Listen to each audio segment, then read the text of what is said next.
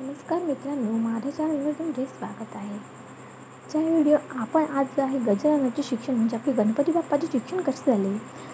आपण 64 कला आणि विद्या त्याला येत होत्या असं आपण नेहमी ऐकलेलं आहे. पण ते कशा प्रकारे त्याचे शिक्षण झाले, कोणत्या कोणत्या विद्या त्याला अवगत आहेत हे आपण आज जाणून घेऊया. पाशुपत नावाचं एक विद्यालय होतं. ते विद्यालय हिमालयाच्या जवळ असून तिथे अनेक गुरुजी आणि ऋषी आपल्या शिष्यांना वेदाचं आणि शस्त्रविद्येचं शिक्षण देत होते. गजाननाने म्हणजे आपल्या गणपती बाप्पाने त्याच विद्यालयात शिक्षण घेतले. गणपती बाप्पा खूप हुशार असल्याने तेथील सर्व गुरूंचा तो फार लाडका होता.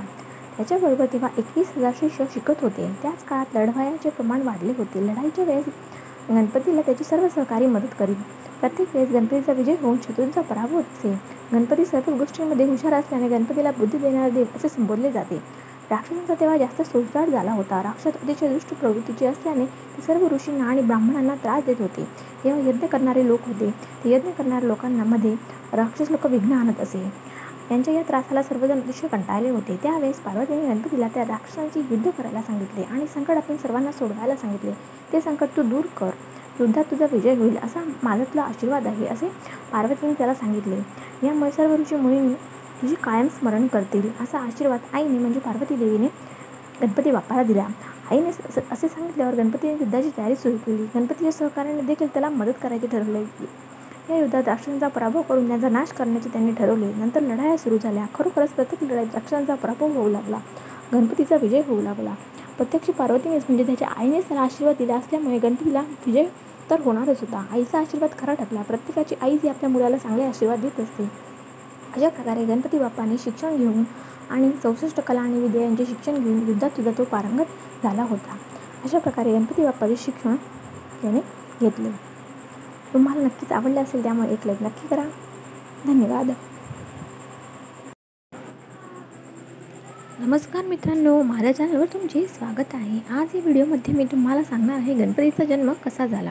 त्यामुळे व्हिडिओ पूर्ण बघा. तुम्हाला जर व्हिडिओ आवडला तर तुमच्या मित्रांबरोबर, फ्रेंड्स आणि फॅमिलीबरोबर व्हिडिओ नक्की शेअर करा. चला तर मग जाणून घेऊया या व्हिडिओमध्ये गणपतीचा जन्म कसा झाला. गणाधीश जो ईश सर्वा गुणांचा, मूळारंभ तो निर्गुणांचा. रामदास स्वामींनी मनाचे श्लोक लिहिले. त्यामध्ये त्यांनी गणपतीच्या मोठेपणाबद्दल सांगितले होते. हजारो वर्षापूर्वी गणपतीचा जन्म झाला. गणपतीच्या जन्माची कथा अतिशय मजेशीर आहे. शंकर पार्वती हे दोघे कैलास पर्वतावर राहत होते. तेव्हा शंकर ध्यानस्थ बसण्यासाठी खूप दूर आणि निर्जन अशा ठिकाणी जात असत. त्यामुळे एकदा तप करायला गेले असता अनेक दिवस ते तिथेच जायचे. म्हणून पार्वती घरी एकटीच राहायची. एकदा पार्वतीला आंघोळीसाठी जायचे होते, परंतु घरात दुसरं कोणी नव्हते. म्हणून तिने उटी म्हणजे झाडाच्या खोडाचे बारीक चूर्ण केले आणि त्याची मूर्ती तयार केली. नंतर तिने शंकराचे स्मरण केले. त्यामुळे तो मुलगा जिवंत झाला, बोलू लागला. त्या मुलाला पार्वतीने दारापाशी उभे करून माझी आंघोळ होईपर्यंत कोणालाही आत येऊ देऊ नकोस असे सांगितले. पार्वती आंघोळीला गेल्यावर बाहेर दाराशी तो मुलगा उभा राहिला. त्यावेळी शंकर अचानकरित्या तेथे आले. त्यांनी पार्वतीला बोलवले, परंतु ती कुठेच त्यांना दिसली नाही. त्यांना समोर दरवाजाजवळ उभा असलेला एक छोटा मुलगा दिसला. त्यांनी त्याला पार्वतीबद्दल विचारले. आई आंघोळ करत असल्याचे त्याने सांगितले. शंकर आत जाण्यास निघाले तेव्हा त्या मुलाने त्यांना आत जाण्यास मनाई केली. मी तुम्हाला आत जाऊ देणार नाही असे सांगितले. त्यावर शंकरांना त्याचा खूप राग आला. ते त्याच्यावर चिडले आणि त्यांनी आपल्या त्रिशूळाने त्याच्या मानेवर वार केला. त्यामुळे तो मुलगा खाली पडून मृत्यू पावला. काही वेळाने पार्वतीची आंघोळ करून पार्वती बाहेर आली. त्या मुलाला मृत्यू झाल्याची बघताच ती खूप दुःखी झाली. मोठ्याने व्याकुळ होऊन रडू लागली. ती म्हणाली, हाय माझा मुलगा, तुम्ही का मारले त्याला? आता तुम्ही त्याला जिवंत करा, नाही तर मला सुद्धा या त्रिशूळाने मारून टाका. ते बघून शंकर जे आहे ते शांत झाले. त्यांनी नोकरांना बोलवून घेतले, त्यांच्या कडांना बोलवून घेतले, ज्याला शिवगण आपण म्हणतो त्यांना बोलवून घेतले. त्यांना ताबडतोब जंगलात यायला सांगितले. सर्वप्रथम जो प्राणी समोर दिसेल त्याची मुंडकी कापून आणा असे सांगितले. सर्वगण पाणी शोधण्यासाठी जंगलात गेले. खूप शोधल्यानंतर तिथे एक हत्ती सापडला. त्यांनी लगेच त्याचे मस्तक धडापासून वेगळे करून त्यांनी कैलासात आणले. शंकर तेथे कैलासात राहतात. त्या शंकरांच्या जवळ ते जे आहे मस्तक जे आहे ते धडापासून वेगळे केलेले ते आणले. शंकरांनी ते हत्तीचे मस्तक घेऊन त्या मुलाच्या शरीरावर लावले आणि मंत्र म्हणून मुलाला जिवंत केले. तो मुलगा जिवंत झाल्याचे बघून पार्वतीला अतिशय आनंद झाला. त्यामुळे शंकरही आनंदित झाले. तेव्हापासून गज या शब्दाचा अर्थ हत्ती आणि आनन या शब्दाचा अर्थ तोंड असा होतो. म्हणूनच गज आणि आनन मिळून गजानन असे नाव पडले आणि तोच गजानन म्हणजे आपला गणपती होय. गजाननाची हीच म्हणजे गणपतीच्या जन्माची गोष्ट अतिशय छान आहे. तुम्हाला आजचा व्हिडिओ नक्कीच आवडला असेल, त्यामुळे एक लाईक नक्की करा. व्हिडिओ पूर्ण बघितल्याबद्दल धन्यवाद.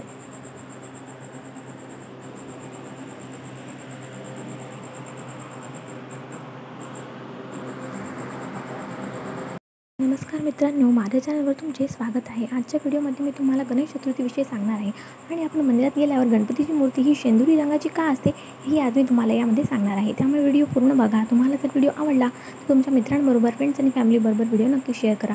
चला तर मग आज जाणून घेऊया त्याविषयी. सिंदूरपूर नावाचे एक नगर होते. नगर म्हणजे गाव होते. त्या गावामध्ये नरांतक नावाचा राजा राज्य करत होता. अतिशय दुष्ट प्रवृत्तीचा होता. तो सर्व प्रजेला अतिशय त्रास देत होता.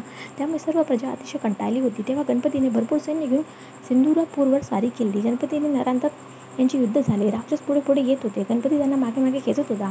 गणपतीने आपल्या धनुष्यातून एक बाण सोडला. तो बरोबर नरांतकच्या छातीत घुसला. नरांतक मरून जमिनीवर कोसळला. त्यामुळे नरांतकाचे सैन्य घाबरून इकडे तिकडे पळून गेले. सिंदूरपूरच्या नरांतकाचा पराभव केला. गणपतीचा विजय झाला. आईचा आशीर्वाद खरा टाकला. अशाच प्रकारे प्रत्येक वेळेस गणपतीचा विजय होत राहिला. म्हणून गणपतीच्या गणाने गणपतीला संपूर्ण अंगाला शेंदूर लावला आणि त्याला जय जयकार केला. तेव्हा सर्वांना खूप आनंद झाला. त्यावेळी शंकराने देखील गणपतीला अनेक भूषणे दिली. शंकराने गणपतीच्या कपाळावर चंद्र ठेवला. सर्वांनी त्याचे खूप कौतुक केले. पार्वतीनेही त्याची आनंदाने पाठ थोपटली. भाद्रपद शुद्ध चतुर्थीला सर्व देवांनी गणपतीला सिंहासनावर बसवले. सर्व देवांनी आणि अनेक ऋषीमुनींनी गणपतीचा सत्कार केला. ऋषींनी गणपतीला 21 मोदकांचा नैवेद्य दाखवला, तर गंधर्वांनी गूळ खोबऱ्याचा नैवेद्य दाखवला. सर्व देवांनी त्याच्या मस्तकावर दुर्वाची 21 जुड्या वाहिल्या.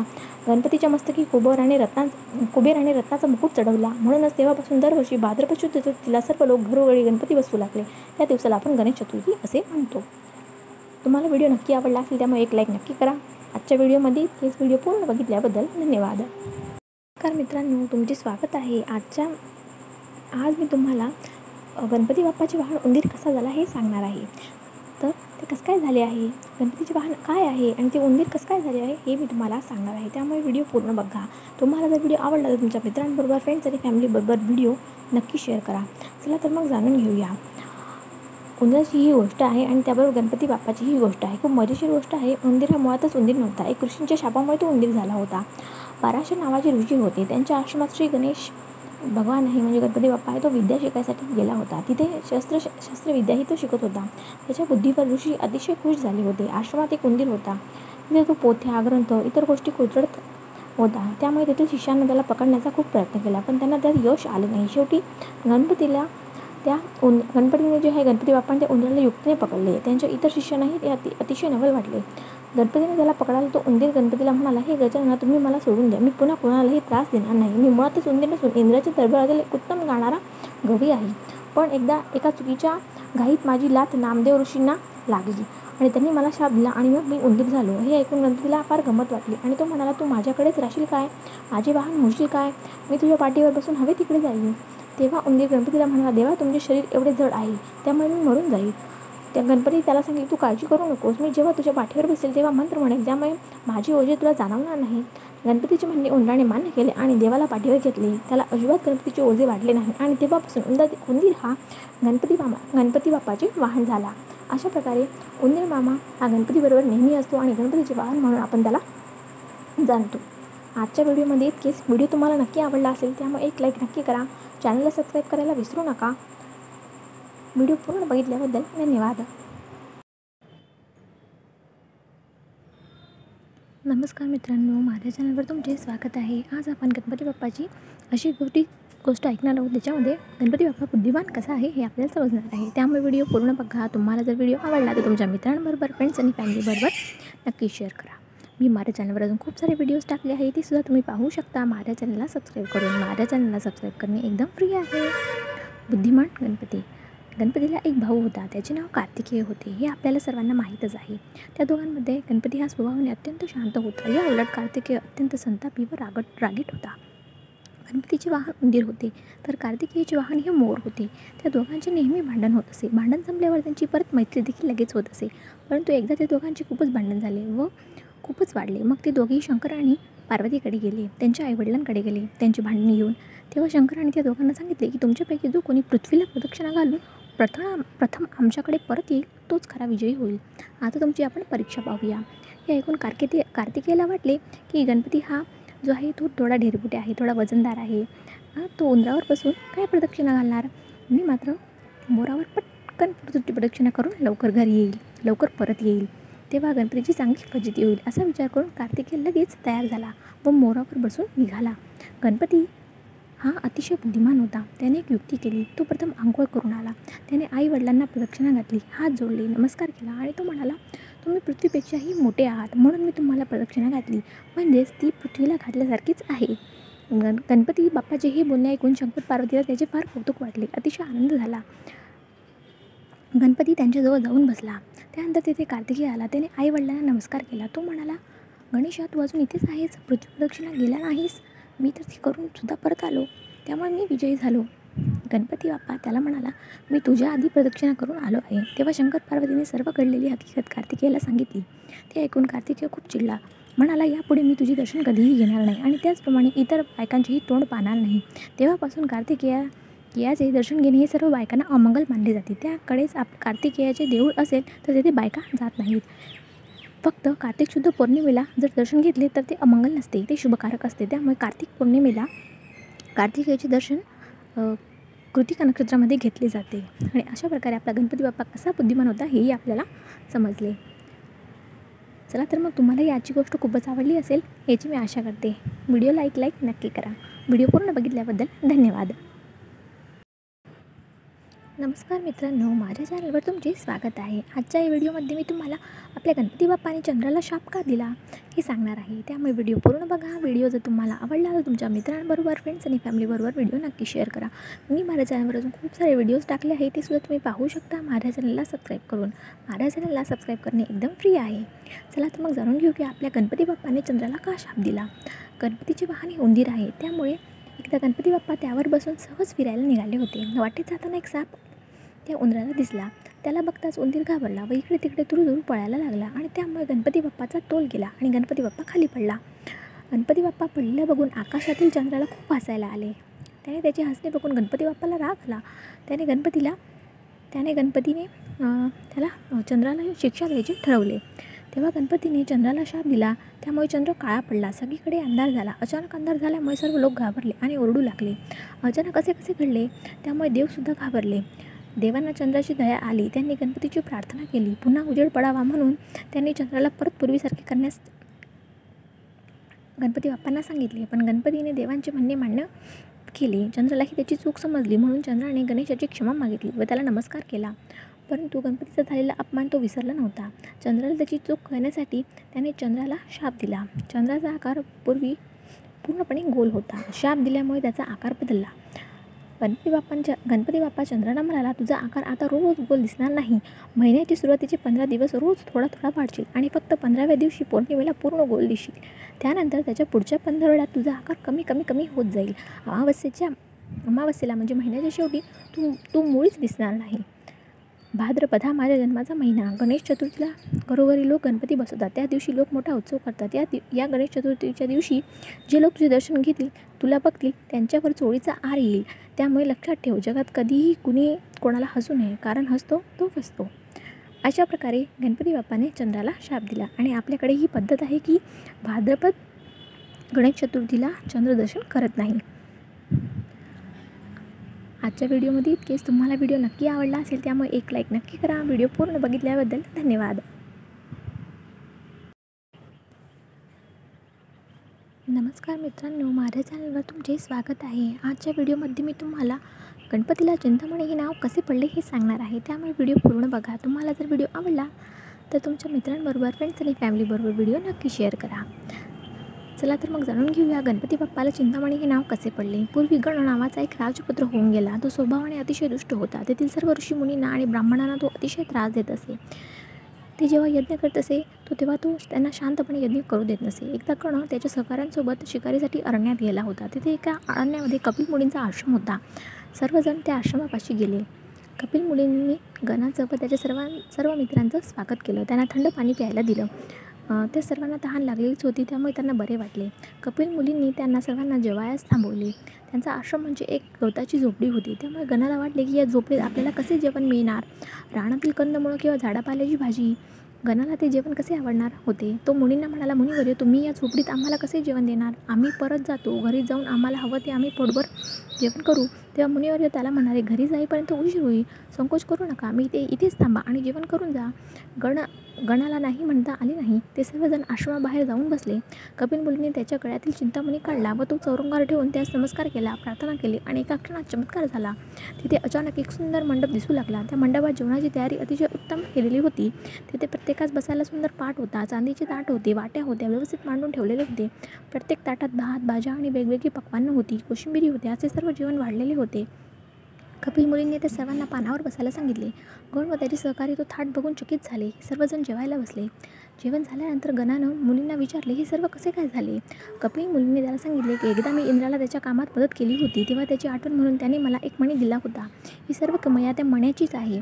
हे ऐकून गणाने तो मणी कपिल मुनींजवळ मागितला. मुनीने तो मणी देण्यास अजिबात इच्छा नव्हती, परंतु गणाने तो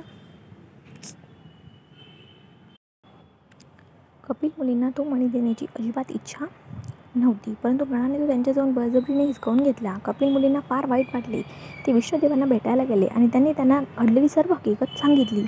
तेव्हा विष्णुदेव त्यांना म्हणाले की मुनिवर्य, तो मणी मिळवणं आता फार कठीण आहे. तुम्ही आता गणपतीची उपासना करा, तो तुमची नक्कीच इच्छा पूर्ण करेल. कपिल मुनींना अत्यंत भक्तिभावपूर्वक खूप वर्ष तप केले, त्यामुळे गणपती त्यांच्यावर प्रसन्न झाले. त्यानंतर गणपतीचे व गणाचे युद्ध झाले. गणाचे वडील अभिजित त्याला उपदेश करून समजावित होते, परंतु गणाने त्यांचे काही ऐकले नाही. गणपती व गण यांच्यात लढाई सुरू झाली. त्या लढाईत गणाचा मृत्यू झाला. मग गणाच्या वडिलांनी तो मणी गणपतीला परत केला. त्यांनी गणपतीची क्षमा मागून त्याला नमस्कार केला. गणपतीने त्यांना क्षमा केली.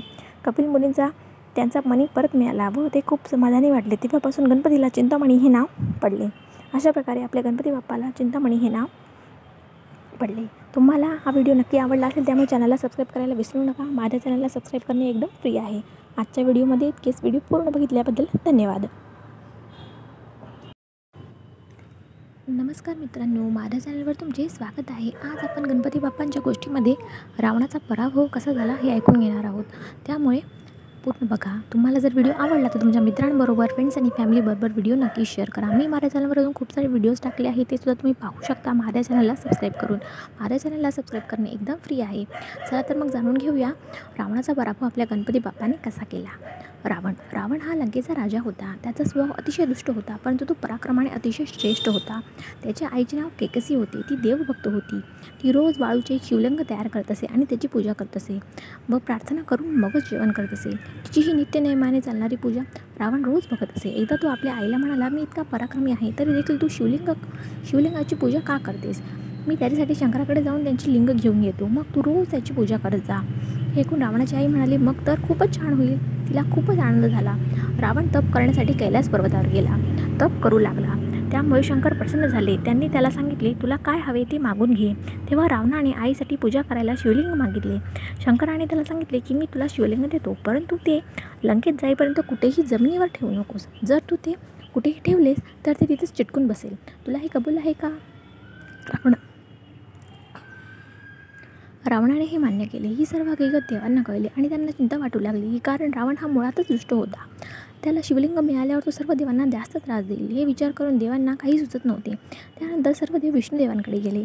त्यांना हे संकट सांगितले. तेव्हा विष्णुदेव त्यांना म्हणाले की तुम्ही आता काही चिंता करू नका, मी पुढे काय करायचे ते बघतो. त्यानंतर त्यांनी गणपतीला बोलावून सांगितले, तू गुराख्याचं रूप घे. रावण तुला भेटेल. त्याच्या हातात थोडा वेळ शिवलिंग तो तुझ्या हातात थोडा वेळ शिवलिंग देईल आणि त्याकरता तू मागशील ते देईल असे सांगेल. पण त्याच्या मोहात न पडता तू थोडा वेळ शिवलिंग सांभाळ व नंतर तू दमल्यासारखी सोंग करून ते जमिनीवर ठेवून दे. गणपतीने हे मान्य केले व तो गुराख्याचे रूप घेऊन रावणाच्या वाटेवर उभा राहिला. काही वेळाने तिथे रावण आला. त्याच्या हातातील शिवलिंग खूप जड होते, त्यामुळे तो खूप दमला होता. त्याला खूप तहान लागली होती. गणपतीच्या रूपातील गुराख्याला बघून तो त्याला म्हणाला, बाळा, तू हे शिवलिंग थोडा वेळ सांभाळ. मी पाणी पिऊन लगेच येतो. मी आल्यावर तुला काय पाहिजे ते देईन. गुराखी कबूल झाला व म्हणाला, तू लवकर आला नाहीस तर मी हे लिंग जमिनीवर ठेवेल. त्याआधी मी तुला 3 वेळा हाक मारेन. रावणाने नदीवर जाऊन हातपाय धुतले व तो पाणी पिऊ लागला. तेवढ्यात गुराखाने त्याला हाका मारून सांगितले, लवकर या, शिवलिंग खूप जड आहे, मी खूप दमलो आहे. असे त्याने रावणाला सांगितल्याप्रमाणे 3 वेळा सांगितले, परंतु रावण आला नाही. म्हणून शेवटी गुराख्याने ते लिंग जमिनीवर ठेवले. रावण आल्यावर त्याने ते पाहिले. शिवलिंग जमिनीवर ठेवलेले बघून रावण अतिशय चिडला, पण त्याचा काही उपयोग नव्हता. रावणाने ते शिवलिंग जोरात हलवले पण उचलण्याचा प्रयत्नही केला, पण ते काही हलेना. त्याने ते खूपच जोरात लावून शिवलिंग पिरगाळले तेव्हा त्याच्या गायीच्या कानासारखे दिसू लागले, पण जे काही जागचे हल्ले नाही. म्हणून त्या ठिकाणाला तेव्हापासून गोकर्ण महाबळेश्वर असे तीर्थक्षेत्र म्हणून नाव पडले. हे दर्शन घेण्यासाठी अनेक शिवभक्त तेथे जात असतात आणि दर्शन घेत असतात. परंतु रावण मात्र हात हलवीत लंकेत परत गेला. आपल्या गणपती बाप्पामुळे देवांवरचे फार मोठे संकट टळले. देवांनी गणपती बाप्पाला पोटभर मोदक खाऊ घातले आणि गणपती बाप्पाचे खूप कौतुक केले. दामल्यामुळे मोदक खाऊन गणपती बाप्पा खूप खुश झाला. अशा प्रकारे रावणाचा पराभव गणपती बाप्पाने केला. तुम्हाला व्हिडिओ नक्कीच आवडला असेल त्यामुळे एक लाईक नक्की करा. व्हिडिओ पूर्ण बघितल्याबद्दल धन्यवाद. नमस्कार मित्रांनो, माझ्या चॅनलवर तुमचे स्वागत आहे. आज मी तुम्हाला जे आहे सिंदुरासुर राक्षसाचा वध गणपती बाप्पाने कसा केला हे सांगणार आहे, त्यामुळे पूर्ण बघा. तुम्हाला जर व्हिडिओ आवडला तर तुमच्या मित्रांबरोबर, फ्रेंड्स आणि फॅमिलीबरोबर व्हिडिओ नक्की शेअर करा. चला तर मग जाणून घेऊया आपल्या गणपती बाप्पाने जो सिंदुरासुर नावाचा राक्षस आहे त्याचा वध कसा केला. फार वर्षापूर्वीची गोष्ट आहे. सिंदुरासुर नावाचा एक राक्षस होता. तो फार दुष्ट होता. सगळ्या देवांना तो खूप त्रास देत होता. त्यामुळे सर्वजण त्याला खूप घाबरत होते. त्याच्याकडे खूप मोठे सैन्य होते. ते अतिशय कुशल होते. त्यामुळे त्याला नेहमी विजय मिळत असे. यावर काहीही उपाय सापडत नव्हता. तेव्हा गजाननाला म्हणजे गणपती बाप्पाला पराशर ऋषींनी सांगितले, त्या राक्षसाशी तू युद्ध कर. गणपती बाप्पा आपले सैन्य घेऊन उंदरावर बसून निघाले. उंदीर तुरु पळू लागला. त्याच्या मागे सैनिकही पळत होते. हे बघून राक्षसाचे पहारेकरी खूपच हसत होते. त्यांना खूपच मजा वाटत होती. हा एक छोटासा मुलगा सिंदुरासुरासमोर कसा टिकणार आहे असे त्यांना वाटत होते. सिंदुरासुर सैन्य घेऊन आला व त्याने सैन्य घेऊन आल्यावर सिंदुरासुर राक्षसाने गजाननाची छोटी मूर्ती दिसली. त्याला बघितल्यावर त्याला खूप राग आला आणि त्याने त्याला लगेच पकडले. आपल्या पगडीत धरून तो त्याला चिरडणार इतक्यात गणपतीने चमत्कार केला. तो अचानक भराभर उंच झाला. राक्षसाचा तिप्पट दुप्पट झाला, उंच झाला आणि त्याने सिंदुरासुराला जवळ ओढले. त्याच्या छातीवर खूप मारले. राक्षसाच्या तोंडातून रक्त येऊ लागले. त्या रक्ताने गणपतीचे अंग भिजून गेले व गणपतीचे अंग लाल व शेंदुरी झाले. सिंदुरासुर मरण पावला. त्याच्या सैन्याचा देखील रक्ताचा सडा पडलेला होता. नंतर गणेशाचा राग शांत झाला. युद्धात गणेशाने विजय मिळवला. देवांनाही खूप आनंद झाला. त्यांनी त्या बालमूर्तीचे खूप कौतुक केले. गणेशाचे खूप कौतुक केले. त्यांनी त्याचे कौतुक केले. शंकर पार्वतीला देखील त्याचा अभिमान वाटला. पुढे जाऊन गणेशाने जे आहे विघ्नेश्वर राक्षसासुद्धा अशाच प्रकारे नाश केला होता. त्यामुळे त्याला विघ्नेश्वर नाव पडले आणि आपला गणपती बाप्पा जो आहे सिंदुरासुराच्या रक्तामुळे जो आहे लाल झाला होता, त्यामुळे त्याला शेंदरी रंगसुद्धा प्राप्त झाला. अशा प्रकारे आजची गोष्ट इथेच संपते. आपला गणपती बाप्पाने कसा जो आहे सिंदुरासुराचा राक्षसाचा वध केला या गोष्टीत आपण आज ऐकले. तुम्हाला नक्कीच आवडले असेल त्यामुळे एक लाईक नक्की करा. व्हिडिओ पूर्ण बघितल्याबद्दल धन्यवाद. नमस्कार मित्रांनो, माझ्या चॅनलवर तुमचे स्वागत आहे. आज आपण गणपती बाप्पाची अशी गोष्ट ऐकणार आहोत की जी आपल्याला खूप त्याच्या गोष्टीबद्दल आपल्या सर्वांना खूप माहिती आहे, पण ती का गोष्ट घडली त्याच्या मागचे कारण काय आहे हे आपल्याला माहीत नाही आहे. गणेश चतुर्थीला जर चंद्र पाहिला तर खोटा आरोप येतो किंवा चोरीचा आळ येतो, अशा प्रकारची जी आहे जी आपण कथा ऐकलेली आहे. पण त्याची कथा काय आहे हे आपल्याला सगळ्यांना माहीत पाहिजे, म्हणून याची कथा तुम्हाला मी सांगणार आहे. ही गणपती बाप्पाची कथा आहे. खूप जुनी कथा आहे, फार पूर्वीची कथा आहे ही, त्यामुळे पूर्ण ऐका. तुम्हाला जर व्हिडिओ आवडला तर तुमच्या मित्रांबरोबर, फ्रेंड्स आणि फॅमिलीबरोबर व्हिडिओ नक्की शेअर करा. मी माझ्या चॅनलवर अजून खूप सारे व्हिडिओज टाकले आहे, ते सुद्धा तुम्ही पाहू शकता माझ्या चॅनलला सबस्क्राईब करून. माझ्या चॅनलला सबस्क्राईब करणे एकदम फ्री आहे. चला तर मग आजची गोष्ट सुरू करूया. फार पूर्वीची गोष्ट आहे. तेव्हा सत्राजित नावाचा एक राजा राज्य करत होता. तो सूर्याची उपासना करत होता. त्याने खूप उपासना केली. त्यावर सूर्यदेव प्रसन्न झाले. सूर्यदेव त्याला प्रसन्न होऊन राजाला एक मणी दिला. त्या मण्याचं नाव होतं समंतक मणी. राजा समंतक मण्याची रोज पूजा करत असे. त्याला फुलं वाहून प्रार्थना करत असे. पूजा झाल्यावर तो मणी एका छोट्याशा डबीत ठेवत असे. ती डबी तो देवघरात ठेवत होता. दुसऱ्या दिवशी पूजा करण्यासाठी तो ती डबी जेव्हा उघडत होता तेव्हा ती डबीतली फुलं नाहीशी होत होती व मण्याजवळ सोन्याचा छोटासा गोळा ठेवलेला दिसत होता. तो गोळा राजा रोज उचलून ठेवत असे रोज घडत असे. त्यामुळे राजाला खूप सोने मिळत गेले आणि त्याची ऐश्वर्य वाढत गेली, त्याची श्रीमंती वाढत गेली. सत्राजित राजा रोज ब्राह्मणांना भोजन देत असे व त्याला रोज दक्षिणाही देत असे. ते ब्राह्मण राजाला आशीर्वाद देत असे आणि घरी जात असे. एकदा श्रीकृष्णाला ही गोष्ट समजली. श्रीकृष्णाने तो मणी त्याच्या भावाला उग्रसेनाला देण्याचं सुचवलं, पण सत्राजितला हे पटलं नाही. एक दिवस उग्रसेनाने तो मणी राजाच्या नकळत घेतला आणि गळ्यात घातला. तो दूर शिकारीला गेला. वाटेत त्याला सिंह दिसला. सिंहाने उग्रसेनाला ठार मारले. तो मणी घेऊन सिंह पुढे जात असताना त्याला जांबुवंत राक्षस भेटला. त्याने सिंहाला ठार मारले आणि तो मणी घेतला आणि आपल्या गुहेत गेला. सत्राजित मणी गेल्याचे फार वाईट वाटले. कशातच त्याचे मन लागेना. श्रीकृष्णानेच तो मणी नेला असावा असा त्याचा संशय आला. त्याने श्रीकृष्णावर तसा आळ घेतला. हे श्रीकृष्णाला कळले. त्याला फार राग आला. ते त्या मण्याचा शोध घ्यायला निघाले. गोकुळामध्ये नंदाला व यशोदेला हे समजले. त्यांना खूप वाईट वाटले. त्यांनी श्री गणेशाची प्रार्थना केली. संकष्टी चतुर्थीचे व्रत केले. ते गणेशाला आलेला आळ दूर व्हावा असे विनवीत राहिले. 21 मोदकांचा नैवेद्य गणपतीला दाखवला आणि मग उपास सोडायचे असे त्यांचे व्रत त्यांनी सुरू केले. श्री गणेशाच्या कृपेने तो मणी सापडला. श्रीकृष्णाने तो युक्तीने मिळवला. तो त्यांनी सत्राजितला जाऊन दिला. सत्राजितने श्रीकृष्णाची क्षमा मागितली. त्यांच्या चरणी मस्तक ठेवले. राजाला त्याची चूक समजली. श्री गणेशा एकदा उंदरावरून जात असताना ते उंदरावरून पडले तेव्हा चंद्र त्यांना हसला होता. म्हणून श्री गणेशाने त्यांना शाप दिला होता. गणेश चतुर्थीला जे लोक तुला पाहतील, जे दर्शन घेतील, त्यांच्यावर चोळीचा आर येईल. त्याचाच अनुभव श्रीकृष्णाला आला. एकदा श्रीकृष्णाने गणेश चतुर्थीला चंद्र पाहिला होता. त्यामुळे श्रीकृष्णावर जो आहे अशा प्रकारे मण्याच्या चोरीचा आळ आला. म्हणून गणेश चतुर्थीला चंद्र पाहत नाही, चंद्रदर्शन करत नाही, त्यांच्यावर खोटा चोरीचा आळ येतो. अशा प्रकारे श्रीकृष्णावर सुद्धा तो चोळीचा आर आला होता आणि ते मणी चोरण्याचा आरोप श्रीकृष्णावर आला होता. तो चंद्राला जो शाप दिलेला होता त्यामुळे तो आला होता. त्यामुळे गणेश चतुर्थीला चंद्रदर्शन करत नाही. अशा प्रकारची परंपरा आहे. आजचा व्हिडिओ तुम्हाला नक्की आवडला असेल, आजची गोष्ट तुम्हाला नक्की आवडली असेल अशी मी आशा करते. एक लाईक नक्की करा. व्हिडिओ पूर्ण बघितल्याबद्दल धन्यवाद. नमस्कार मित्रांनो, माझ्या चॅनलवर तुमचे स्वागत आहे. आज आपण गणपती बाप्पाची अशी गोष्ट ऐकणार आहोत की जी आपल्याला त्याच्या गोष्टीबद्दल आपल्या सर्वांना खूप माहिती आहे, पण ती का गोष्ट घडली, त्याच्या मागचे कारण काय आहे हे आपल्याला माहीत नाही आहे. गणेश चतुर्थीला जर चंद्र पाहिला तर खोटा आरोप येतो किंवा चोरीचा आळ येतो. अशा प्रकारची जी आपण कथा ऐकलेली आहे, पण त्याची कथा काय आहे हे आपल्याला सगळ्यांना माहीत पाहिजे, म्हणून याची कथा तुम्हाला मी सांगणार आहे. ही गणपती बाप्पाची कथा आहे. खूप जुनी कथा आहे, फार पूर्वीची कथा आहे ही. त्यामुळे पूर्ण ऐका. तुम्हाला जर व्हिडिओ आवडला तर तुमच्या मित्रांबरोबर, फ्रेंड्स आणि फॅमिलीबरोबर व्हिडिओ नक्की शेअर करा. मी माझ्या चॅनलवर अजून खूप सारे व्हिडिओज टाकले आहेत, ते सुद्धा तुम्ही पाहू शकता माझ्या चॅनलला सबस्क्राईब करून. माझ्या चॅनलला सबस्क्राईब करणे एकदम फ्री आहे. चला तर मग आजची गोष्ट सुरू करूया. फार पूर्वीची गोष्ट आहे. तेव्हा सत्राजित नावाचा एक राजा राज्य करत होता. तो सूर्याची उपासना करत होता. त्याने खूप उपासना केली. त्यावर सूर्यदेव प्रसन्न झाले.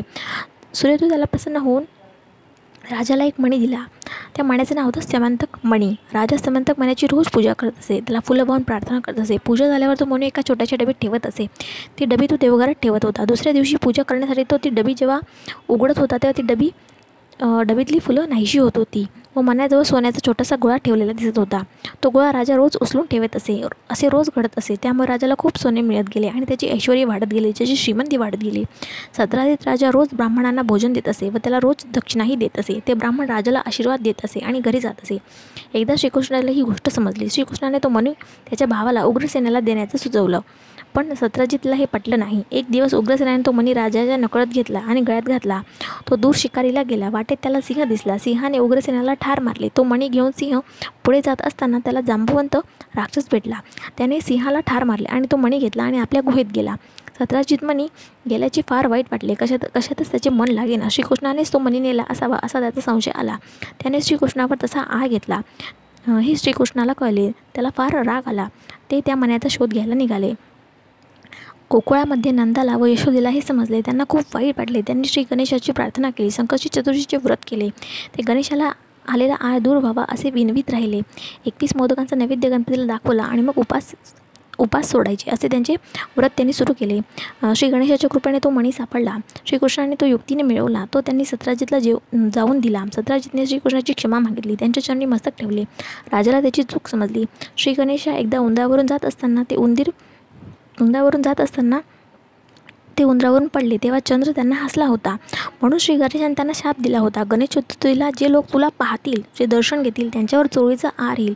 त्याचाच अनुभव श्रीकृष्णाला आला. एकदा श्रीकृष्णाने गणेश चतुर्थीला चंद्र पाहिला होता. त्यामुळे श्रीकृष्णावर जो आहे अशा प्रकारे मण्याच्या चोरीचा आळ आला. म्हणून गणेश चतुर्थीला चंद्र पाहत नाही, चंद्रदर्शन करत नाही, त्यांच्यावर खोटा चोरीचा आळ येतो. अशा प्रकारे श्रीकृष्णावर सुद्धा तो चोळीचा आर आला होता आणि ते मणी चोरण्याचा आरोप श्रीकृष्णावर आला होता. तो चंद्राला जो शाप दिलेला होता त्यामुळे तो आला होता. त्यामुळे गणेश चतुर्थीला चंद्रदर्शन करत नाही. अशा प्रकारची परंपरा आहे. आजचा व्हिडिओ तुम्हाला नक्की आवडला असेल, आजची गोष्ट तुम्हाला नक्की आवडली असेल अशी मी आशा करते. एक लाईक नक्की करा. व्हिडिओ पूर्ण बघितल्याबद्दल धन्यवाद. नमस्कार मित्रांनो, माझ्या चॅनलवर तुमचे स्वागत आहे. गणपतीला धुंडीराज हे नाव कसे पडले, गणपती धुंडीराज कसा झाला याबद्दल आज आपण जाणून घेऊया. तर व्हिडिओ पूर्ण बघा. तुम्हाला जर व्हिडिओ आवडला तर तुमच्या मित्रांबरोबर, फ्रेंड्स आणि फॅमिलीबरोबर व्हिडिओ नक्की शेअर करा. मी माझ्या चॅनलवर अजून खूप सारे व्हिडिओज टाकले आहे, ते सुद्धा तुम्ही पाहू शकता माझ्या चॅनलला सबस्क्राईब करून. माझ्या चॅनलला सबस्क्राईब करणे एकदम फ्री आहे. चला तर मग जाणून घेऊया. आपल्या सर्वांना माहितीच आहे की काशी क्षेत्र हे सर्वात फार मोठे क्षेत्र आहे. ते क्षेत्रामध्ये सर्वात क्षेत्र हे महत्त्वाचे आहे. अनेक भाविक लोक तिथे यात्रेला जात असतात. तेथे गेल्यावर त्यांना खूप समाधान वाटते. हिंदू लोकांचे ते सर्वात पवित्र क्षेत्र मानले जाते. काशीस जावे नित्य वंदावे. जर मनापासून इच्छा असेल तरी काशीची यात्रा कधीतरी घडतेच. काशी क्षेत्र हे शंकराचे क्षेत्र आहे. येथे काशी विश्वेश्वराचे चांगले मंदिर आहे. काशीला जाऊन अनेक भाविक लोक गंगेत स्नान करतात. तेथे स्नान केल्यावर आपल्या सर्व पापांचा नाश होतो अशी त्यांची खात्री असते. अनेक लोक येथे येऊन विश्वेश्वरावर अभिषेक करतात, पूजा करतात, प्रार्थना करतात आणि त्यानंतर त्यांना असे वाटते की आयुष्याची मोठी यात्रा झाली. त्यातच त्यांना अत्यंत समाधान वाटते. पूर्वी काशी क्षेत्रात दुरासन नावाचा राक्षस होता. तो फार दुष्ट होता. ब्राह्मणांच्या कार्यात नेहमी विघ्न आणायचा. सर्व लोकांना खूप त्रास द्यायचा, मारायचा. दया माया त्याला अजिबात नव्हती. त्यामुळे महादेवाच्या या पुण्यक्षेत्रात असंतोष वाढतच होता. गणपतीला सर्व पाहत होता. तो बघून त्याचा संताप वाढत होता. गणपतीने विचार करून दुरासदाला ठार मारायचे असे ठरवले. आपला हा विचार त्याने आपल्या आईवडिलांना सांगितला. श्री शंकरांना दुरासदाचा दुष्टपणा माहीत होता. त्यांना हेही माहीत होते की त्याच्याशी लढाई करणे सोपे नाही, परंतु गणेशाची भक्ती युक्ती याबद्दल त्यांना माहीत होते. म्हणून त्याची लढाई करण्याची त्यांनी गणपती बाप्पाला परवानगी दिली. दुरासदाची आणि गणेशाची लढाई सुरू झाली. राक्षसांच्या झुंडीचे झुंडी येत होत्या. प्रथम राक्षसांचा जोड वाढत होता. नंतर विष्णुदेवांनी गणेशाला मदत पाठवली. तेव्हा राक्षस घाबरले. त्यांची ताकद कमी पडू लागली. त्यामुळे राक्षस बराबर कोसळू लागले. दुरासदाचा धीर सुटत चालला होता. पुढे सर्वच त्याला दिसत होते, तरी देखील तो आपल्या सैनिकांना धीर देत होता. गणेशाला दुरासदाचा दुष्टपणा कळला होता. गणेशाने मनाचा निश्चय करून श्री विश्वेश्वराजी शंकराजी म्हणजेच आपल्या वडिलांचे स्मरण केले. त्याने दुरासदाला कोंडीत पकडून हातातील त्रिशूळ जोरात सोडला. तो बरोबर दुरासदाच्या वर्मी लागला आणि तो खाली कोसळला. ते बघून सर्व राक्षस घाबरून गेले. जीव मुठीत धरून पळू लागले. गणेशाचा जय जयकार झाला. शंकर पार्वती यांना मुलाचे कौतुक वाटले. काशीमधल्या सर्व लोकांचे संकट दूर झाले. सर्वांनाच गणपतीचे खूप कौतुक वाटले. शंकर गणेशाला म्हणाले, गणेशा तू आता काशीतच राहा. चांगल्या व सज्जन लोकांचे रक्षण कर, त्रास देणाऱ्यांना शिक्षा कर आणि सर्व लोकांची संकट दूर कर. तेथील सर्व लोकांनाही आनंद झाला. ते म्हणाले, तू आम्हाला सतत मदत कर, धीर दे. आता आम्ही तुला धुंडाळाला दुसरीकडे जाऊ देणार नाही. आम्ही तुला धुंडीराजा नावाने ओळखू आणि तुझी प्रार्थना करू. तेव्हा सर्व लोकांनी खूप मोठा समारंभ केला आणि काशीमध्ये धुंडीराजाची स्थापना केली. तेव्हापासून लोक या येथील गणपतीला धुंडीराजा नावाने ओळखू लागले. त्याचे छान मंदिर बांधले.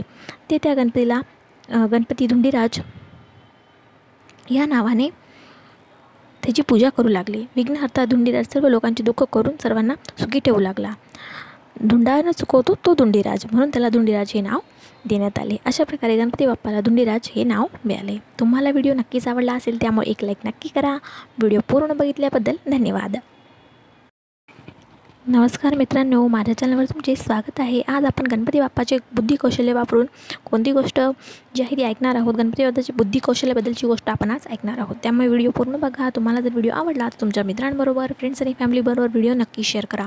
मी माझ्या चॅनलवर अजून खूप सारे व्हिडिओज टाकले आहे, ते सुद्धा तुम्ही पाहू शकता माझ्या चॅनलला सबस्क्राईब करून. माझ्या चॅनलला सबस्क्राईब करणे एकदम फ्री आहे. चला तर मग गणपती बाप्पाची बुद्धी कौशल्य याच्याबद्दल आज थोडीफार जाणून घेऊया. त्याच्याबद्दलची एक छोटीशी गोष्ट मी आज तुम्हाला सांगणार आहे. पूर्वी कृष्ण द्वैपायन नावाचे ऋषी होते. त्यांना व्यास ऋषी नावाने ओळखले जायचे.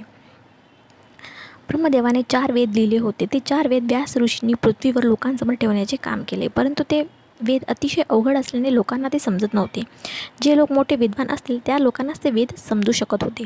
सर्वसामान्यांना लोकांना ते समजावे, वेदांवरची नवा ग्रंथ लिहिण्याची इच्छा तेव्हा व्यासांना झाली. मग व्यासाने त्यासाठी ब्रह्मदेवांकडे परवानगी मागितली. ते म्हणाले, हे प्रभू, मी एक मोठं काव्य लिहिणार आहे आणि त्या काव्यामध्ये 4 वेदांचे सार समावलेले आहे. त्यात नीती, राज्य, न्याय, समाज अशा सर्व गोष्टी असतील. पण मला हे सर्व लिहिण्यासाठी मी ज्या पद्धतीने व गतीने बोलेल त्या पद्धतीने लिहिणारा आणि समजणारा कोणीतरी पाहिजे आहे. तेव्हा ब्रह्मदेव त्यांना म्हणाले, तुम्ही साधू लोक जगाच्या लोककल्याणाची तुम्हाला नेहमीच चिंता करत असता. तुमचा शब्दांचा वेग हा पाण्याच्या प्रवाहासारखा असतो, अतिशय जलद असतो आणि त्यामुळे तुम्हाला तसाच वेगाने लिहिणारा कोणीतरी पाहिजे. त्यानंतर ब्रह्मदेव विचारात पडले. तेव्हा त्यांना गणपती बाप्पाची आठवण झाली. तो विचार करून ब्रह्मदेवाने व्यासाला सांगितले, तसा लिहिणारा मी तुम्हाला देतो. त्यासाठी योग्य असा गणपतीच आहे. गणपती बाप्पा हा सर्व शक्तिमान आणि बुद्धिमान असा विद्येचा देव आहे. तो मोठा लेखक आहे. तुम्ही गणपतीची प्रार्थना करा, तो तुमच्या बोलण्याच्या वेगाने योग्य लिहिणारा व्यक्ती आहे. व्यास ऋषी गणपतीला जाऊन भेटले आणि म्हणाले, हे गणपती बाप्पा, हे बुद्धिदाता, मी महाभारत रचणार आहे. ते लिहून घेण्यासाठी तुझ्याशिवाय दुसरं कोणी नाही आहे, दुसरं कोणालाही ते शक्यही नाही आहे. त्यासाठी प्रत्यक्ष ब्रह्मदेवाने तुझे नाव सुचवले आहे, म्हणून तू मला एवढी मदत कर. तेव्हा गणपती बाप्पा ब्रह्मदेवाला म्हणाला, जर ब्रह्मदेवाची कृपा असेल तर मी तुम्हाला अवश्य मदत करेन. तुम्ही लोकांचे चांगले व्हावे म्हणून एवढी मेहनत घेत आहात, तर मी तुम्हाला नक्की मदत करेल. फक्त माझी एकच अट आहे की मी एकदा लिहायला लागलो की मी मध्ये थांबणार नाही, माझ्या लिखाणात खंड पडणार नाही, इतक्या वेगाने मजकूर सांगितला पाहिजे. हे ऐकून व्यासमुनी प्रसन्न झाले. मनात म्हणाले की आता माझी इच्छा पूर्ण होणार. मग ते गणपतीला म्हणाले की माझीही एक अट आहे, ती अशी की मी जे सांगेल ते लिहिताना त्याचा अर्थ समजून मगच तुम्ही लिहायचं आहे. अर्थ समजल्याशिवाय ते शब्द लिहायचे नाही. मग गणपती लगेच म्हणाला, मला मान्य आहे, अर्थ समजल्याशिवाय मी एकही शब्द लिहिणार नाही. व्यास ऋषी एकदा मृगजिनावर बसले होते. त्यांच्यासमोर चौरंगावर कागद, लेखणी आणि शाई घेऊन गणपती बाप्पा बसले होते लिहिण्यासाठी. गणपती बाप्पा लिहिण्यासाठी समोर बसले होते. व्यासमुनी जलद गतीने बोलू लागले व त्याच वेगात गणपती भराभर लिहू लागले. व्यासमुनी अचानक विचारात पडले की जर श्लोकात काव्य रचायचे आहे तर त्यासाठी थोडा वेळ मिळायला हवा. त्यांनी तो वेळ मिळत नव्हता. मग व्यासांनी एक युक्ती केली. 99 श्लोक ते समजतील असे सांगू लागले. 100वा श्लोक ते असा अवघड करून सांगू लागले की त्यासाठी गणपतीला विचार करावा लागत असे. गणपती त्या श्लोकाचा अर्थ समजण्यासाठी विचार करी. तेवढ्या वेळात व्यासमुनी दुसरे 99 श्लोक रचून तयार ठेवत आणि दुसरं काही कामही उरकून घेत आणि मग परत श्लोक सांगायला सुरुवात करत. महाभारत अशा रीतीने लिहिले गेले आहे. हे एक 1,00,000 श्लोकांचे महाभारत आहे. या महाभारतात 8,800 गूढ श्लोक आहेत, ज्यामुळे व्यासांना दुसरे श्लोक रचण्यास व इतर काम करण्यासही वेळ मिळाला होता. त्यामुळे व्यासमुनींसारखे कवी होते आणि गणपती बाप्पासारखा लेखक त्यांना मिळाला होता, म्हणून महाभारत पूर्ण झाले. एवढे महत्त्वाचे काम विघ्नाशिवाय पूर्ण झाले. त्यामुळे व्यासांनी गणपतीला विघ्नहर्ता असे म्हटले, कारण व्यासांनी एवढी बुद्धी गणपतीकडेच दिली होती. त्यामुळे हे शक्य झाले. सर्व काम झाल्यावर सर्व देवांनी त्यांच्यावर पुष्पवृष्टी केली आणि त्यांना बहुमान दिला. अशा प्रकारे गणपतीचे बुद्धिकौशल्य वापरून गणपती बाप्पांनी आणि व्यास ऋषीने मिळून जे हे महाभारत लिहिले. आजची गोष्ट तुम्हाला नक्की आवडली असेल, त्यामुळे एक लाईक नक्की करा. व्हिडिओ पूर्ण बघितल्याबद्दल धन्यवाद. नमस्कार मित्रांनो, माझ्या चॅनलवर तुमचे स्वागत आहे. आज आपण गणपती बाप्पाची जी आहे अनलासूर राक्षसाचा त्याने वध केला होता, त्याचा नाश केला होता, त्याची मी तुम्हाला गोष्ट सांगणार आहे. त्यामुळे व्हिडिओ पूर्ण बघा. तुम्हाला जर व्हिडिओ आवडला तर तुमच्या मित्रांबरोबर, फ्रेंड्स आणि फॅमिलीबरोबर व्हिडिओ नक्की शेअर करा. मी माझ्या चॅनलवर अजून खूप सारे व्हिडिओज टाकले आहे, ते सुद्धा तुम्ही पाहू शकता माझ्या चॅनलला सबस्क्राईब करून. माझ्या चॅनलला सबस्क्राईब करणे एकदम फ्री आहे. अनलासूर राक्षसाचा वध गणपती बाप्पाने कसा केला, चला तर मग जाणून घेऊया. श्री गणेशाने अनेक राक्षसांचा नाश केला होता. त्यामुळे ऋषीमुनींचा जो त्रास आहे तो बराच कमी झाला होता, परंतु तो कायमचा संपला नव्हता. अनलासूर नावाचा एक दुष्ट राक्षस होता. तो सर्वांना अतिशय त्रास देत होता. त्याची सर्व सहकारी त्याला त्यात मदत पण करत होते, त्याची स्तुती करत असे. त्यामुळे त्याचा जोर अजूनच वाढत होता. अनलासूर हा विस्तवासारखा आगडोबी होता. त्याला जे दिसेल तो ते जाळायचा आणि मग पुढे जायचा. त्याचा हा रोजचा दिनक्रम होता. त्याच्या डोळ्यातून आगीच्या ज्वाळा बाहेर पडत असायच्या, तोंडातून दुराची लोट बाहेर येत असायचे. त्याच्याकडे पाहून सर्वांना भीती वाटत असे. त्याच्याजवळ कोणी जाईल तो भाजून निघत असे. अशा रीतीने अनलासुराने अनेक जंगलं जाळली, शेतातील पिके जाळली, सर्व जनावरे, पशुपक्षी आणि माणसं यांना जाळून त्यांची राख केली. श्री गणेशाने अनेक राक्षसांना मारले होते. त्याला गणेशाचा सूड घ्यायचा होता. तो त्याला मारण्यासाठी शोधत होता, पण गणपती त्याच्या हातात येत नव्हता.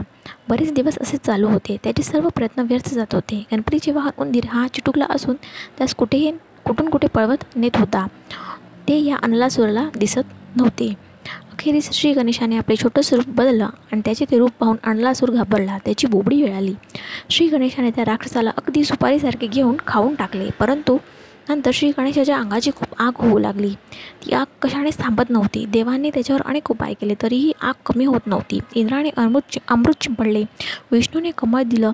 नंतर ऋषींनी प्रत्येक 21 दुरांची जुडी गणपतीच्या मस्तकावर वाहिली आणि त्यामुळे त्याची आग थांबली. गणपतीला बरे वाटले. गणपती म्हणाला, जो कोणी भक्त मला रोज 21 दुरांची जुडी पाहिल त्याची सर्व संकटे मी दूर करेल, त्याचे नेहमी मी कल्याण करेल. म्हणून सर्व भक्त गणपतीला पूजेत आवडीने दुर्वा वाहतात. अशा प्रकारे अनलासुरामुळे जे आहे गणपतीला दुर्वा वाहण्याची पद्धतही सुरू झाली आणि अनलासुराचाही वध गणपती बाप्पाने केला. आजची गोष्ट तुम्हाला नक्कीच आवडली असेल, त्यामुळे एक लाईक नक्की करा. व्हिडिओ पूर्ण बघितल्याबद्दल धन्यवाद.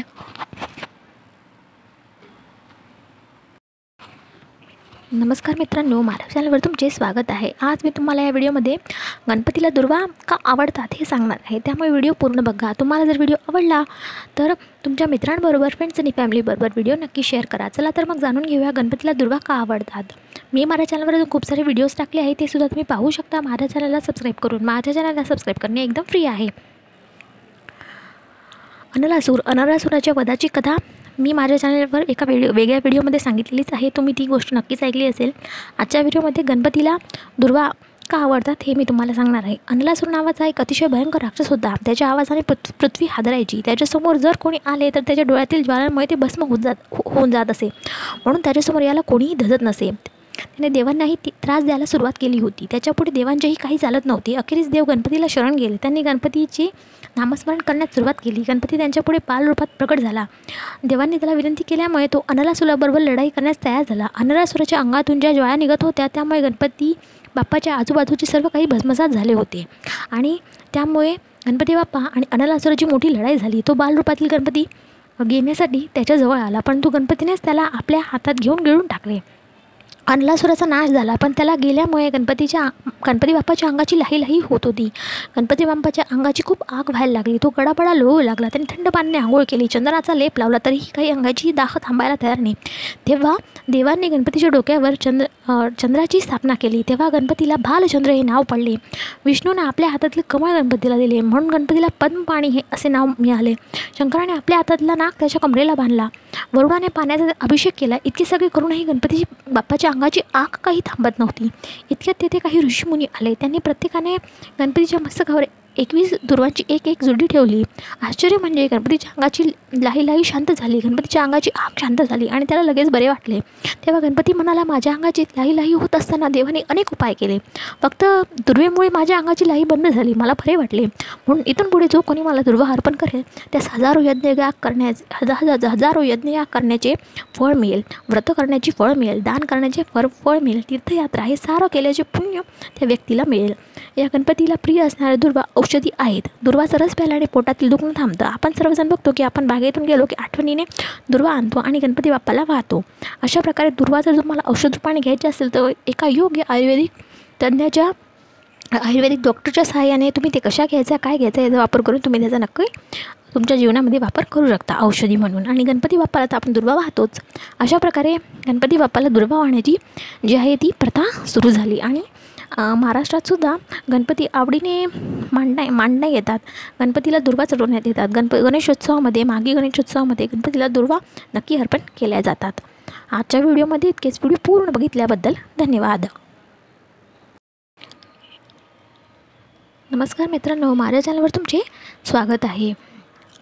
आज मी तुम्हाला परशुराम आणि गणपती यांच्या दोघांबद्दल जी आहे ती गोष्ट सांगणार आहे, त्यामुळे व्हिडिओ पूर्ण बघा. तुम्हाला जर व्हिडिओ आवडला तर तुमच्या मित्रांबरोबर, फ्रेंड्स आणि फॅमिलीबरोबर व्हिडिओ नक्की शेअर करा. मी माझ्या चॅनलवर अजून खूप सारे व्हिडिओज टाकले आहे, ते सुद्धा तुम्ही पाहू शकता माझ्या चॅनलला सबस्क्राईब करून. माझ्या चॅनलला सबस्क्राईब करणे एकदम फ्री आहे. चला तर मग आपण आज परशुराम आणि गणपती यांच्याबद्दल जाणून घेणार आहोत. परशुराम हा शंकराचा अतिशय प्रिय भक्त होता. तो अतिशय शंकराची अतिशय आनंदाने आणि इच्छेने भक्ती करत होता. दररोज तो न झोपता शंकराचे दर्शन घ्यायचा. त्याने आपल्या स्वतःच्या सामर्थ्यावर 21 वेळा पृथ्वीला निशस्त्र केले होते. तो खूप मोठा शूर आणि पराक्रमी होता. एकदा दुपारच्या वेळेस परशुराम शंकरांना भेटण्यासाठी आला होता. बाहेर अंगणात नंदी पहारा देत होता. नंदी त्याला ओळखत होता. नंदी परशुरामाला पराक्रम माहीत होता, त्यामुळे नंदीने त्याला आत सोडले. परंतु शंकराच्या खोलीबाहेर गणपती आपल्या दोन्ही मुलांना खेळवत होता. गणपतीने परशुरामाला अडवले व सांगितले, आता दुपारची विश्रांतीची वेळ आहे. मी तुम्हाला कोणालाही माझ्या वडिलांना भेटू देणार नाही, म्हणजे शंकरांना भेटू देणार नाही. परशुराम हा देखील शंकराप्रमाणेच तापट होता. त्याने लगेच हातातील परशु उचलला आणि गणपतीच्या दिशेने चढाई केली. पण गणपतीने परशुरामाला अशी धडक दिली की त्यामुळे परशुराम खाली पडला. परंतु परशुरामाच्या परशुमुळे गणपतीचा डावा दात मात्र अर्धा मोडला आणि गणपती एकदंत झाला. हे सर्व ऐकून शंकर पार्वती बाहेर आले. त्यांनी बघितले गणपतीचा दात पडला आहे, त्यातून रक्त वाहत आहे. त्यामुळे पार्वतीचे डोळे लाल झाले. पार्वती म्हणाली, पार्वती जी आहे माता ही आदिमायाच होती. ती परशुरामावर धावून गेली. इतक्यात शंकराने तिला थांबवले. मग परशुरामाने शंकर पार्वतीला नमस्कार केला व त्यांची क्षमा मागितली. परशुरामाने गणपतीला परशुविषयी आत्मज्ञान दिले. त्यांनी गणपतीला हळूहळू लोभ, मोह, मद, मत्सर, क्रोध, ममता या षडरूपांवर विजय मिळवला. गणपतीची कीर्ती हळूहळू नंतर सर्वत्र पसरत गेली. अशा रीतीने परशुरामाचा परशु लागून गणपती एकदंत झाला. अशा प्रकारे आज आपण ऐकली गणपती बाप्पाला एकदंत हे नाव कसे पडले याची गोष्ट. मी माझ्या चॅनलवर अजून खूप गोष्टी टाकलेल्या आहेत, खूप वेगवेगळे व्हिडिओज टाकले आहेत, ते सुद्धा तुम्ही पाहू शकता माझ्या चॅनलला सबस्क्राईब करून. तुम्हाला आजचा व्हिडिओ नक्कीच आवडला असेल, त्यामुळे एक लाईक नक्की करा. व्हिडिओ पूर्ण बघितल्याबद्दल धन्यवाद. नमस्कार मित्रांनो, माझ्या चॅनलवर तुमचे स्वागत आहे. आज मी तुम्हाला गणपतीच्या गोष्टी याच्यामध्ये बिकमबटाची परमेश्वर भक्ती ही गोष्ट सांगणार आहे, त्यामुळे व्हिडिओ पूर्ण बघा. तुम्हाला जर व्हिडिओ आवडला तर तुमच्या मित्रांबरोबर, फ्रेंड्स आणि फॅमिलीबरोबर व्हिडिओ नक्की शेअर करा.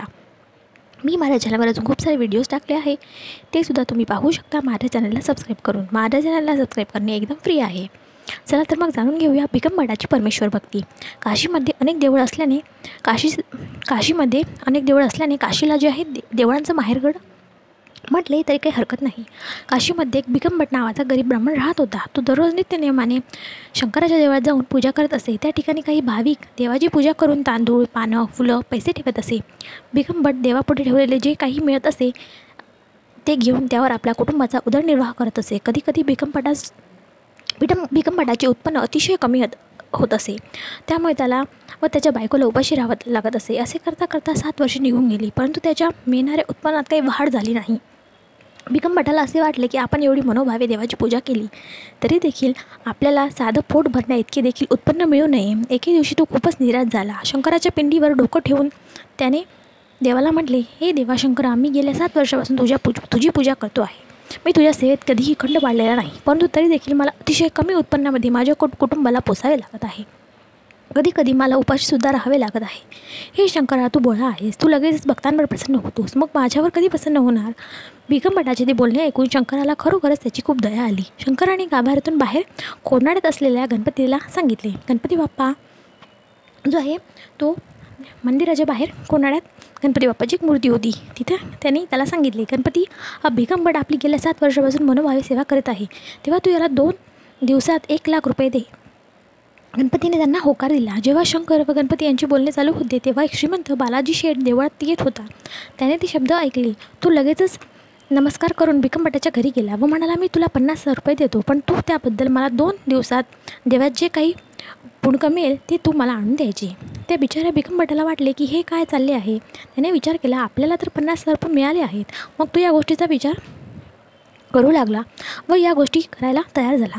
असेच 2 दिवस गेले. बिकमबट नेहमीप्रमाणे पूजा करत होता. देवाने आपल्या बालाजी शेठकडून 50,000 रुपये पाठवले म्हणून त्याने देवाचे आभार मानले. इकडे आपल्याला 50,000 रुपयाचा फायदा होणार म्हणून बालाजी शेठ आनंदी होता. 2 दिवस वाट पाहून 3ऱ्या दिवशी बालाजी देवळात गेला, पण त्याने गणपतीची सोंड पकडून त्याला विचारले, अरे गजानना, तुम्ही त्या ब्राह्मणाला 1 लाख रुपये देणार होतात ना, मग तुम्ही अजून का नाही काहीच काय दिलं नाही? त्यामुळे मी उगाचच 50,000 रुपये त्याला देऊन टाकले. तेवढ्यात त्याचे दोन्ही हात गणपतीने आपल्या सोंडेत पकडले व बालाजी खूपच घाबरला. सोडा सोडा म्हणून प्रार्थना करू लागला. गणपती त्याला म्हणाला, त्या गरीब ब्राह्मणाला मी 1 लाख रुपये देणार म्हणून लगेच तुला त्याची हाव सुटली. तुझ्याकडचा व्यापारी जागा झाला. तुला एवढे पैसे तुझ्याकडे असून देखील तुला अजून पैसे कमावण्याची इच्छा आहेस म्हणून तू त्या गरीब बिकमबटाला 50,000 रुपये दिले. आता तू अजून 50,000 रुपये त्याला दे, म्हणजे मी शंकराला कबूल केल्याप्रमाणे सर्व होईल. तू कबूल कर की लगेच 50,000 रुपये बिकमबटाला देशील, म्हणून तर मी तुझे हात सोडेल आहे, तर मी काय तुझे हात सोडणार नाही. गणपती बाप्पाचे बोलणे ऐकून बालाजी शेठचा चेहरा पडला व तो खूपच घाबरला. आपण हे कृत्य कुठून केले असे त्याला वाटू लागले. त्याने 50,000 रुपये द्यायचे कबूल केल्यावर गणपतीने त्याचे हात सोडले. गरीब बिकमबट 1 लाख रुपये मिळाल्याने अतिशय सुखी झाला. अशा प्रकारे बिकमबटाची जी भक्ती होती ती फळाला आली. तुम्हाला व्हिडिओ नक्कीच आवडला असेल, त्यामुळे एक लाईक नक्की करा. व्हिडिओ पूर्ण बघितल्याबद्दल धन्यवाद.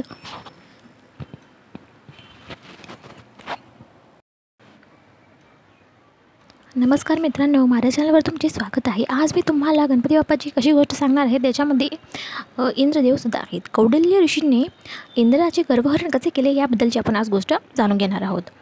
मी माझ्या चॅनलवर अजून खूप सारे व्हिडिओज टाकले आहेत, ते सुद्धा तुम्ही पाहू शकता माझ्या चॅनलला सबस्क्राईब करून. माझ्या चॅनलला सबस्क्राईब करणे एकदम फ्री आहे.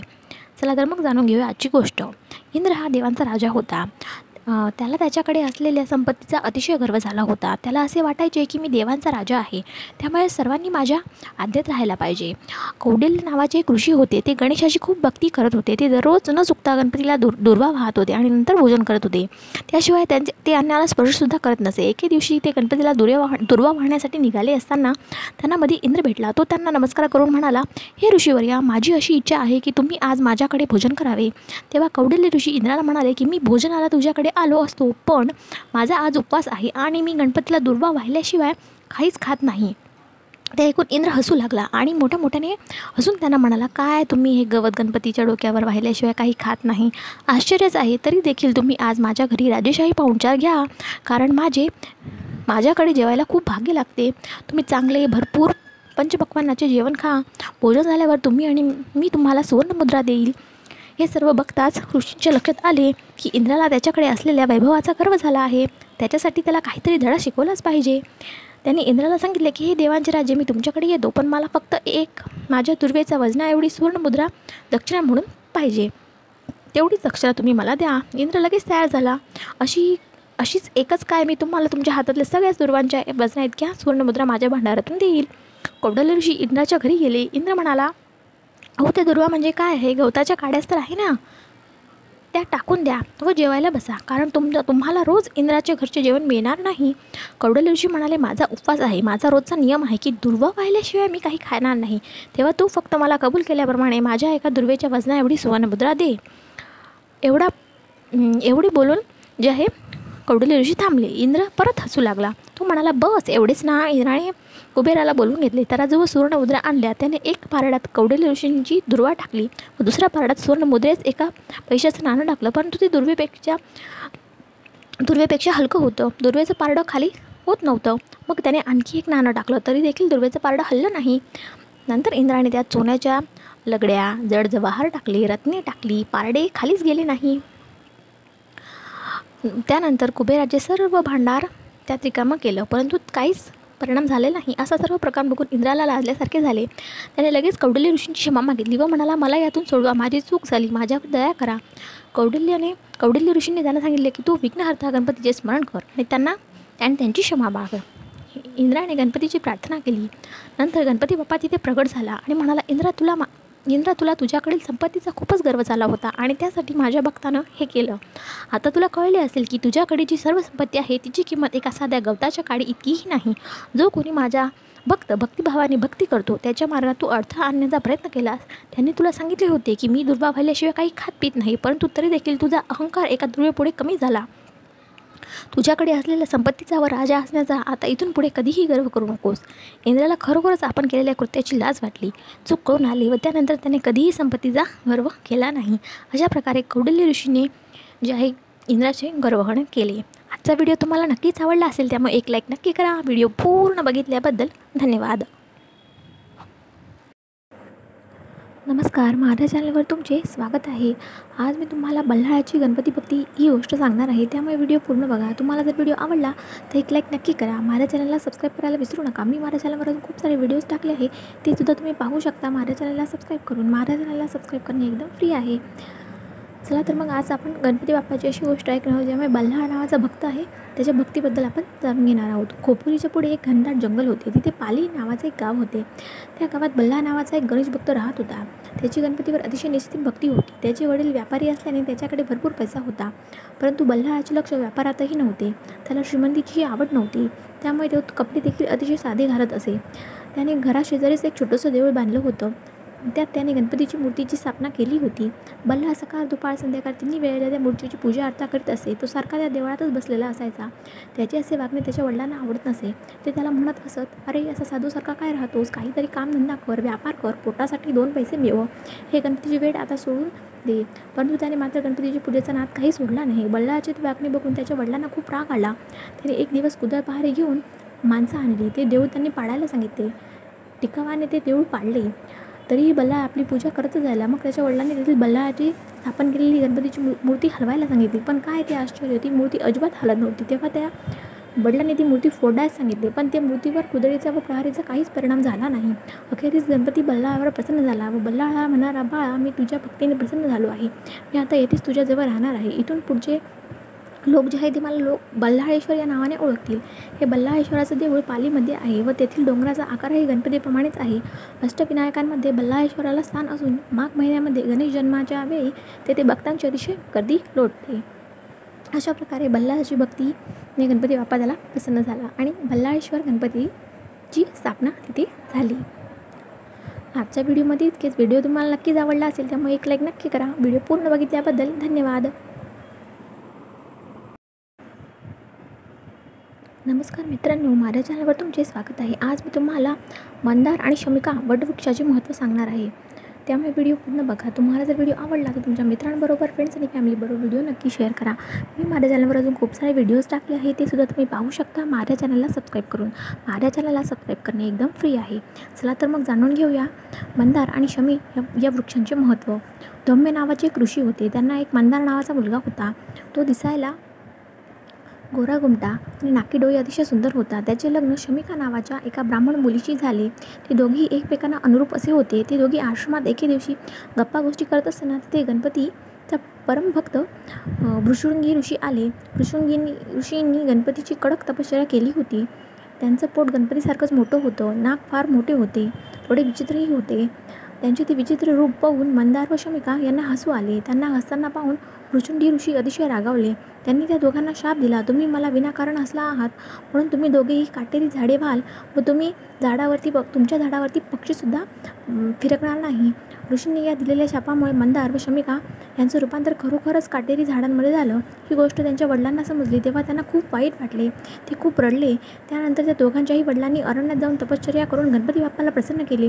ते दोघेही जंगलात गेले. हिंस्र प्राण्यांना न घाबरता त्यांनी उभ्याने फक्त पाण्यावर तपश्चर्या सुरू केली. त्या दोघांच्या तपश्चर्येमुळे गणपती बाप्पा प्रसन्न झाला. म्हणून मी तुमच्यावर आणि म्हणाला की मी तुमच्यावर प्रसन्न झालो आहे. तुम्हाला हवा असा वर मागून घ्या. तेव्हा ते दोघेही गणपतीला म्हणाले, गणराया तू कृपाळू आहेस, त्यामुळे मंदार व शमिका यांना पूर्वीप्रमाणे माणसाची रूपे दे. गणपतीने त्यांना समजावून म्हटले, खरे असे झाले आहे तर माझ्या भक्ताचा शाप खोटा होणार नाही, त्याचा खोटा ठरणार नाही. तुम्ही दुसरे काहीही मागून घ्या. ते दोघेही गणपतीला म्हणाले, हे कृपाळू गणपती देवा, मंदार व शमिका यांची दाटातूट झालेली आहे, मग निदान तू त्यांना एकत्र तरी येऊ दे.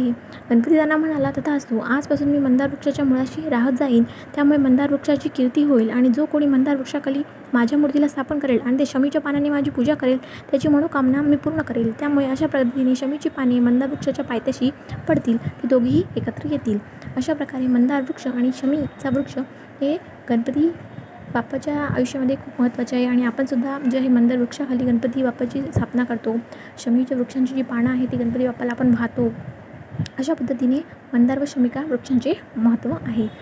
मला व्हिडिओ नक्कीच आवडला असेल त्यामुळे एक लाईक नक्की करा. व्हिडिओ पूर्ण बघितल्याबद्दल धन्यवाद. नमस्कार मित्रांनो, माझ्या चॅनलवर तुमचे स्वागत आहे. आज आपण एक मजेशीर गोष्ट ऐकणार आहोत गणपती बाप्पाची. एका घासात 21 मोदक गणपती बाप्पाने कसे फस्त केले याबद्दलची गोष्ट आपण आज ऐकणार आहोत. त्यामुळे व्हिडिओ पूर्ण बघा. तुम्हाला जर व्हिडिओ आवडला तर तुमच्या मित्रांबरोबर, फ्रेंड्स आणि फॅमिलीबरोबर व्हिडिओ नक्की शेअर करा. मी माझ्या चॅनलवर अजून खूप सारे व्हिडिओज टाकले आहेत, ते सुद्धा तुम्ही पाहू शकता माझ्या चॅनलला सबस्क्राईब करून. माझ्या चॅनलला सबस्क्राईब करणे एकदम फ्री आहे. चला तर मग जाणून घेऊया. आपल्याकडे कुठलीही पूजा असो, सर्वप्रथम गणपती बाप्पाची पूजा होते, तशी पद्धतच आहे. एकदा देवांचा दरबार भरला होता. तेव्हा त्याच्यात अशी चर्चा चालू होती की कुठलीही पूजा करताना प्रथम गणपतीचे पूजन का होते. तेव्हा देवीने ते सर्वांना सांगितले की कारण गणपती हा सर्वांपेक्षा बुद्धिमान आहे. त्याचं डोकं एवढं मोठं आहे की बुद्धिमत्ता दर्शवते. त्याची शक्ती मोठी असून तो युक्तिवानही आहे. गणपती हा ब्रह्मदेवाचा जावई असल्याने तो सर्व ब्रह्मांडात भरून राहिलेला आहे. म्हणून सर्वांच्या आधी गणपतीची पूजा करतात. कालिका देवीचे हे म्हणणे बऱ्याच देवांना पडले, परंतु प्रत्यक्ष गणपतीचे वडील भगवान श्री शंकर व श्री विष्णू यांना मात्र राग आला. ते म्हणाले, गणपतीने हे सिद्ध करून दाखवावे की आमच्यापेक्षा त्याचे सामर्थ्य जास्त आहे आणि तसे झाले तरच आम्ही त्याला मान्यता देऊ. मग नंतर त्याने एके दिवशी रव्याचे 21 लाडू व तांदळाच्या पिठाचे उकडीचे 21 मोदक एका ताटात भरून ते ताट गणपतीसमोर ठेवले. गणपतीच्या लक्षात आले की हे आपली परीक्षा पाहत आहेत. त्याने ते 21 लाडू व 21 मोदक एका घासात खाऊन टाकले. शंकर व श्री विष्णू दोघेही सामर्थ्यवान होतेच, परंतु त्यांनी आपल्या सामर्थ्याने ताटातले मोदक व लाडू संपल्याबरोबर परत तेवढेच मोदक व तेवढेच लाडू निर्माण केले. पण तेवढेही गणपती खाऊन संपत होता. शेवटी मात्र शंकर व विष्णू थकले, पण गणपतीची भूक काही थांबत नव्हती. गणपतीने त्यांना रागाने विचारले, कुठे आहेत तुमचे लाडू आणि मोदक, मला आणखी हवे आहेत. त्यानंतर शंकर आणि श्री विष्णूंनी कालिका देवीला विनंती केली, म्हणजेच आपल्या पार्वती मातेला विनंती केली. गणपतीची समजूत काढायला सांगितले. शेवटी कालिका देवी म्हणजे आपली पार्वती माता यांनी दुर्वा आणल्या व त्यांनी गणपतीच्या डोक्यावर ठेवल्या व ती गणपतीला म्हणाली, गणराया तू तुला दुर्वा पाहिल्या आहेस, तू संतुष्ट होतो, मग तू आता झालेले सर्व विसरून जा, दुर्वेचा अंकुर खा व संतुष्ट हो. श्री शंकर व श्री विष्णू यांना तुझ्या पूजा प्रथम करावी हे मान्य आहे. तेव्हापासून गणपती बाप्पाला रव्याचे लाडू, तांदळाच्या पिठाचे उकडीचे मोदक असे नैवेद्य लोक दाखवू लागले. तुम्हाला आजचा व्हिडिओ नक्कीच आवडला असेल, त्यामुळे एक लाईक नक्की करा. व्हिडिओ पूर्ण बघितल्याबद्दल धन्यवाद.